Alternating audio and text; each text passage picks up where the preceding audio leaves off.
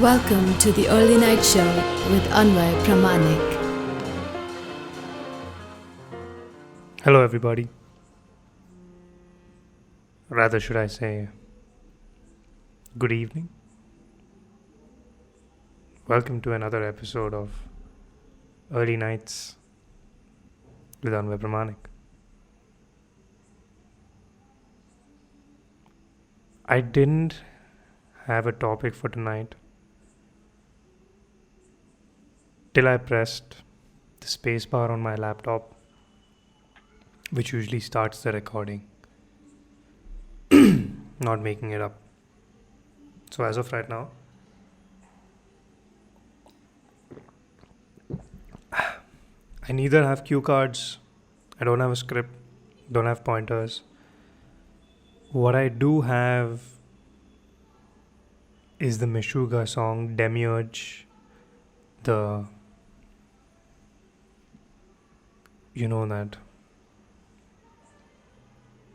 that train wreck of a riff that comes when the song starts.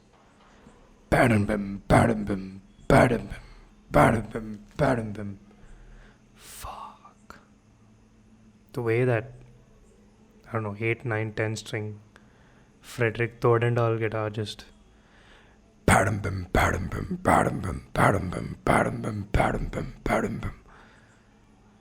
it's like,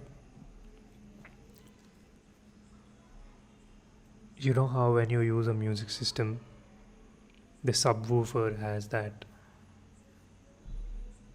small circular thing which basically resonates with the sound, right? The bass. I think that is the subwoofer. I'm not sure.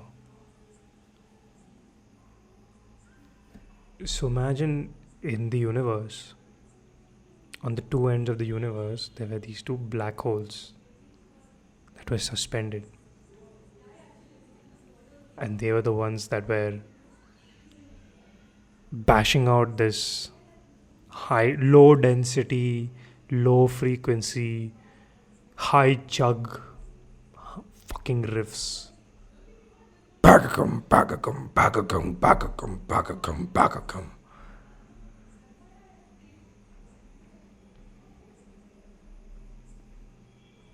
So those two black holes are like the two subwoofers of the universe. The sound of the universe, that's Meshuggah, according to me at least.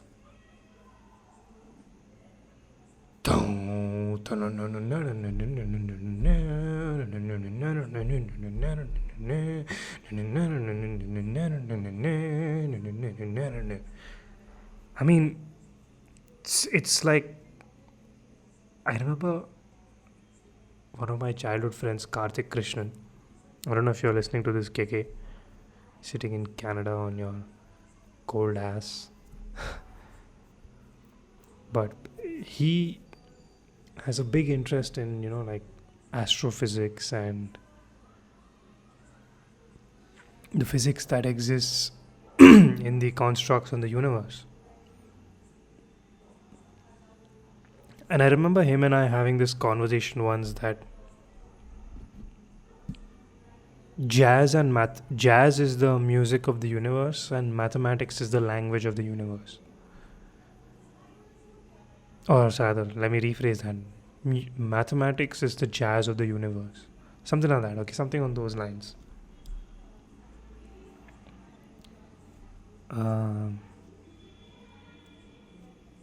when we had this conversation, right, like how that works, it was a conversation that was kind of based on just his understanding of the universe and my understanding of, like a few concepts like causality or entropy. It may sound very pretentious the way I'm saying it right now.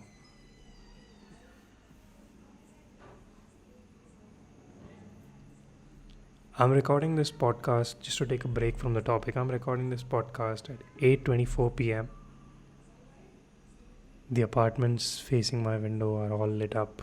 I can see kids on the balconies, parents moving about. I've left the ambient noise on like last night, and I think I'm going to keep that format on. Anyways, coming back to Meshuggah. For me, Meshuggah is not just music, not just metal, but a very abstract sound, like something that it's a one of a kind thing, right? They created that whole gent sound, and a lot of modern progressive metal bands all have been inspired by that sound. A lot of modern, like I think the entire modern day metal, like I think how like thrash metal was the metal of the 80s, and I think what was the metal of the 90s, I guess. I don't know, like melodic death metal. And then in the 2000s, you had, like your Bullet for My Valentine metalcore. 2010 onwards, you had this, this genty Meshuggah to the 2012-13 onwards. Those became like the primary signature trademark sounds of metal, mainstream metal. So yeah, that's according to me what Meshuggah is. Something otherworldly. In fact, even I think Steven Wilson has mentioned as Meshuggah is one of his favorite bands. Bill Burr, the stand-up comedian, was a drummer, I think, by hobby. Big Meshuggah fan. It took me 5 years to understand and like Meshuggah. The first time I heard Meshuggah, I think in 2000, I don't know, Obscene. I heard Obscene in 2012, 2011. New Millennium, Cyanide Christ. I heard, like Lethargica, Combustion. I hated it. And I was a metalhead back then. I was like, what the fuck is this gangrenous bullshit? For a metalhead to say like this is nothing but sound.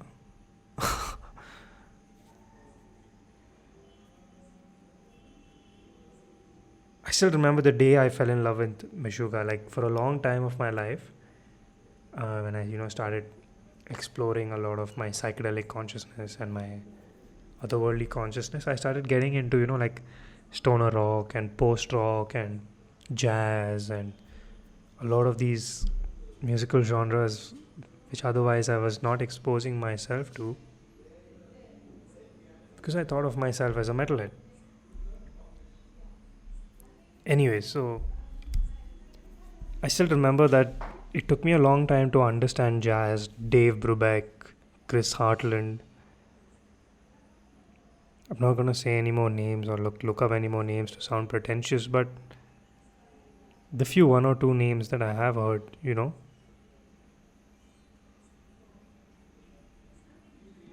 they showed me how music doesn't just have to be an interpretive melody. An easily interpretive melody. Right, like your pop songs, any mainstream culture song, pop song that you listen to, or easily accessible song, ideally has a very easily accessible rhythm.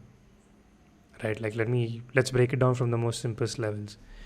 You have maybe like a Tiesto song, which is like based on a rhythm. And the whole song goes on like that, right? It's a very easily accessible melody. Then you have your mainstream pop, right? Like I'll think of a K-pop example.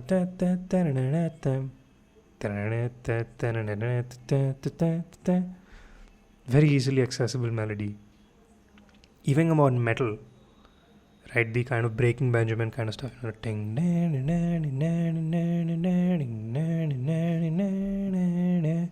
Very accessible.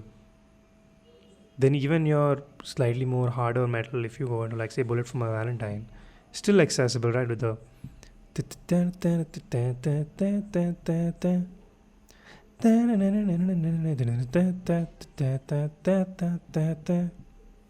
right, still very accessible. Now if you take it to another extreme level, right, like another extreme form of metal, maybe say like a Dimmu Borgir or like a very black metal band, like give me like an example, like maybe Mayhem, Freezing Moon. Even that has such a very easily identifiable melody, right?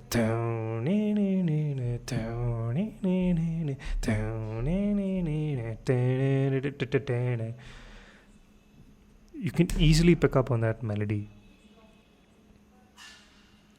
But Meshuggah as such isn't like in any other song where all the instruments are playing on a 4x4 or a 8/4 or a whatever similar pattern. Meshuggah is a band where every limb of every player in the band, including your bass player, the two guitar players, and the drummer, is playing a different pattern.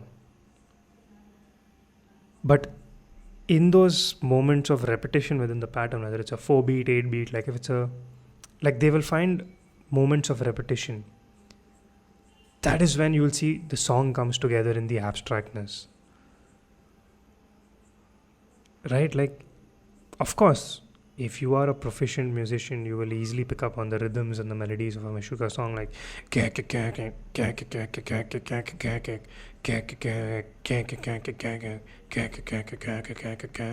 you'll easily pick it up. But if you don't fucking understand metal like that, you will think this is just bullshit. So I still remember the first time I fell in love with metal, the whole stoner thing happened, and I started listening to all of that Dave Brubeck and all. I got very much more introduced to these abstract sounds and stuff. And then when I heard Meshuggah for the first time, it was after a bong hit. And I played the song called I Am Colossus. And the whole riff is like...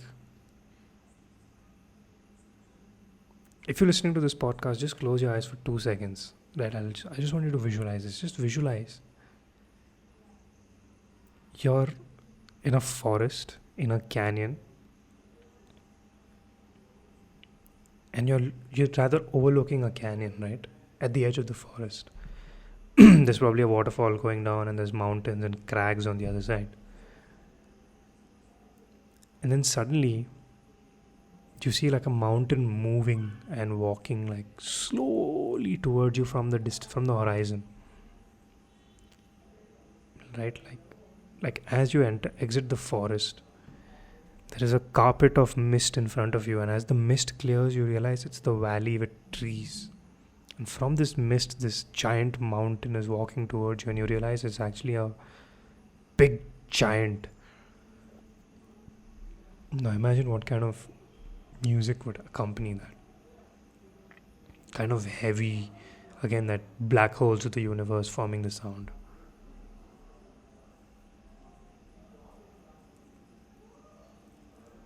So it helped me understand that, like, you are meant to understand some things only when your psychology is ready to understand that. Your psyche is ready to understand that. Or your understanding of the world is able to understand that. At least that's what I feel.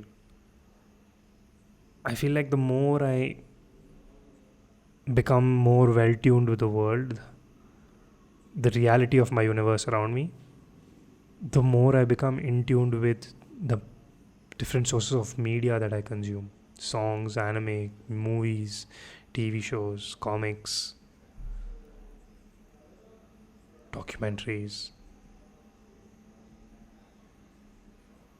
And I honestly feel that if I had in my life just limited myself I will only listen to this kind of metal, I will only listen to this kind of music, I feel I would have missed out on so much beauty that exists, right?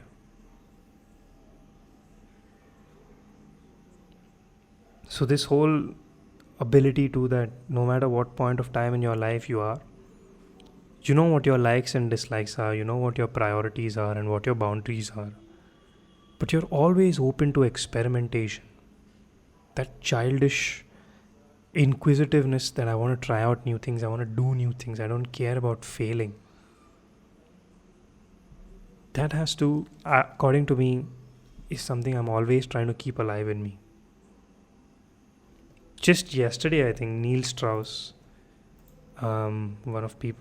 somebody I really look up to in terms of their teachings and the kind of story they have in their life and how much they have helped men from around the world. He put up this post with an acronym, TTFOOE. TTFOOE. Test the fuck out of everything. TTFOOE, test the fuck out of everything. And I believe that's exactly what I want my life to be about. Like, I want my life to be a life where I want to do everything. I want to experience everything, knowing what my likes and dislikes are, where I want to draw the boundary. I want to experience everything. I want to experiment with everything. I want to see sights, taste tastes, feel things, like experience, like feel the pain of, like having to go against nature. I want to do all of that. I want to test the fuck out of everything. That's exactly what this podcast is a result out of as well. Like I wanted to just test the fuck out of doing something like this.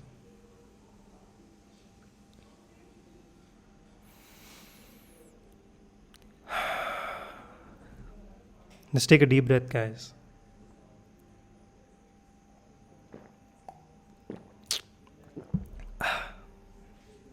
Drink some water or some tea. Maybe have a scoop of ice cream. If you are listening to me on your phone, maybe you want to go to your kitchen, pick up something snack maybe. Let's just take a step back from the topic and talk about something fun. I'm pretty sure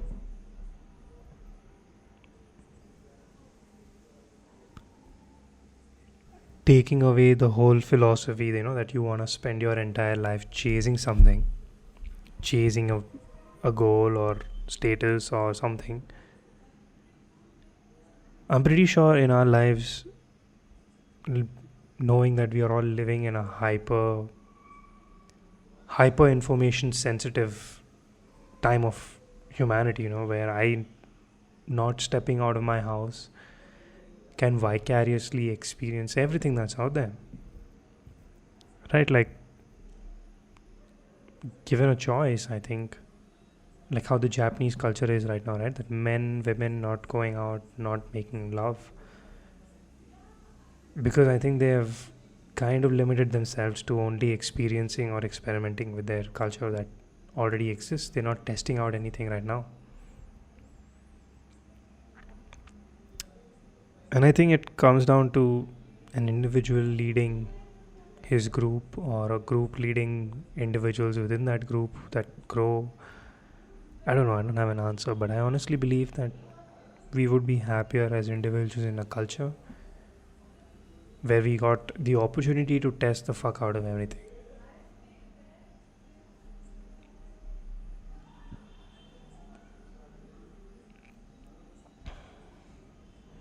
So yeah, maybe if listening to this, you're telling yourself that, you know what? This is one thing I wanted to do. I've always wanted to create a course about this thing. I've always wanted to learn this. I've wanted to go there. Yeah, it's locked down now. Maybe we can't do that, but I've wanted to create this. I wanted to talk to this person. I wanted to do this. I wanted to talk to these kind of people. I want to do some charity. I want to maybe start my own, like recipe book, create my own recipe book. I want to probably pick up a new physical fitness hobby. And at that point of time, maybe everything will be telling you, don't do that, you don't have the time, you don't have the ability, you don't have the effort, you don't have this, you don't have that, money nahi hai, ye nahi hai, wo nahi hai, I need this, I need that to make this happen, I need X to be Y, I need Y to be Z. In the middle of all that bullshit, if there are 99 things telling you no, unless of course it's something like breaking the law or maybe harming another individual or maybe harming yourself,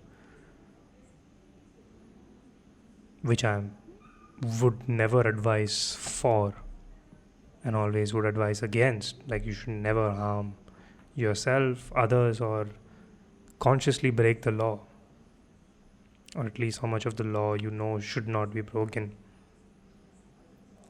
I think you should never limit yourself and always test yourself out there. Now, this is me talking to you as much as I'm talking to myself as well. So,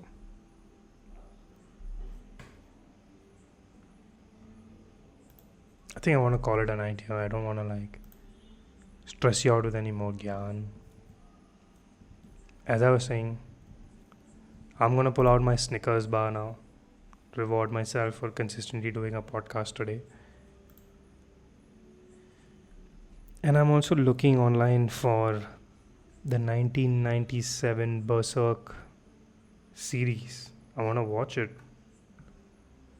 but I'm not able to find it anywhere. If any of you listening to this can help me out,